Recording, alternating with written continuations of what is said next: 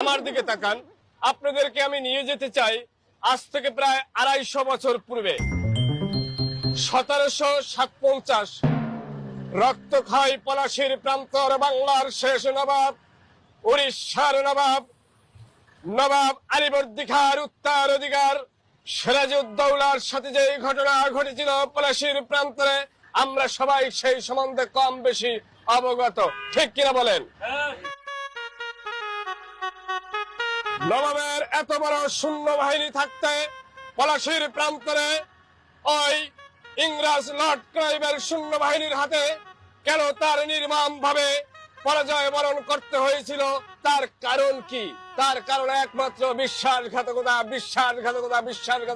কিন্তু সেই বিশ্বাসঘাতককে এটা তো সবাই জানে যে মির্জাফরের কাতারি। হ্যাঁ, মীর জাফর। সবাই বলবেন মীর জাফর, গসিটি বেগম অথবা জগৎ শেঠের মতো এইরকম নরপিশাচ। কিন্তু ইতিহাস যদি এখানে থেমে যেত তাহলে আমার মনে কোনো আফসোস ছিল না। যখন নবাবকে ফেলে ওই মীর জাফর এবং জগৎ শেঠ, গসিটি বেগম সৈন্য বাহিনী নিয়ে নবাবকে ফেলে তারা অন্যদিকে প্রবাহিত হলো, তখন নবাব একা হয়ে গেলেন। কিছু সৈন্য তার কাছে ছিল। তখন ওই পাজির বাচ্চা লর্ড ক্লাইভ দূর থেকে দূরবীন দিয়ে দেখলো নবাবের আশেপাশে তার নিকট আত্মীয় এবং সৈন্যবাহিনী নাই, এখনই আক্রমণ করার মুখ্যম সময়। আর তখন তিনি একটি সংকেত পেলেন, সংকেত পেয়ে তার সৈন্যবাহিনীকে আক্রমণ করার জন্য নির্দেশ দিলেন। কিন্তু সেই সংকেতটা কি?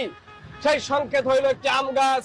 আম গাছের ঠাল হঠাৎই নড়ে উঠলো আর লর্ড ক্লাইভ বলল আক্রমণ করো। কিন্তু সেই আম গাছের ঠাল কেন লড়লো আর তার কারণ কি ছিল?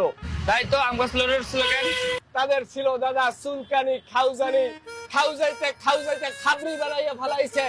সেই চুলকানি খাউজানি যখন শুরু করলো, আম গাছের ঠাল থর থর থর থর করে কাঁপা শুরু করলো।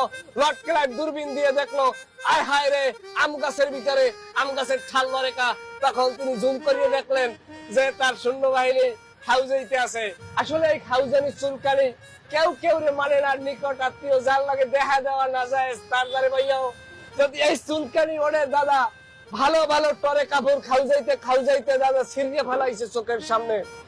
আমি নিজে দেখছি এই খাউজানি চুলকানিতে অনেক লোক মারাও গেছে।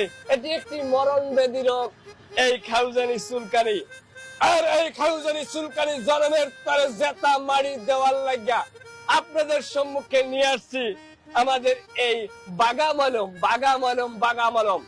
হ্যাঁ, এই অসাধারণ গুণ ক্ষমতার বাগামলম। বলবেন কত টাকা দাম? অনেকে বলবেন না ভাই 1000 না, 2000 না, 3000 না। তাইলে বলবেন কি 5000 না, 5000ও না, 500 না, 100 না, মাত্র 30 টাকায় বাগামলম তার দাম। যে সমস্ত ভাইদের অসহনশীল খাউজানি চুলকানি আছে এবং প্রেমিকের সাথে ডেটে যাইতে ভয় পাচ্ছেন, কারণ আপনি যখনই তার সাথে কথা বলা শুরু করেন তখনই শুরু হয়ে যায় সেই আপনার অসহনশীল খাউজানি চুলকানি। একদিকে খাউজান, একদিকে কথা বলেন, প্রেমিকা আপনার উপরে বিরক্ত বোধ করে। সে মনে মনে ভাবে এই মাল্লরে পাল্টাই আমি নতুন আরোগ্য প্রেমিক জোগাড় করবো। আমি সেই সমস্ত ভাইদের অনুরোধ করব, লজ্জা শরম ফালাইয়া জীবনে মৃত্যুর আগে একটি দারুণ চিকিৎসা গ্রহণ করুন। এই বাগামলম দাদা, প্রত্যেক পিসের দাম 30 টাকা। যাদের লাগবে সবাইকে আমি হাতে পৌঁছিয়ে দেব। সবাই টাকাটা হাতে রাখবেন।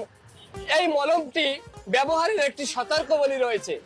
এই মলমটি শিশুদের নাগালের বাইরে রাখবেন এবং বয়স্ক লোকেরা এটাকে অত্যন্ত সুস্বাদু মনে করিয়া গরম ভাত বা পান্তা ভাতের সাথে মিলাইয়া ঘি মনে করিয়া খাবেন না দাদা, বড় সমস্যায় পড়ে যাবেন, জীবন সংকটে পড়ে যাবে। ভাই আমার এক পিস দিয়ে। এবং আমার একটা দেন।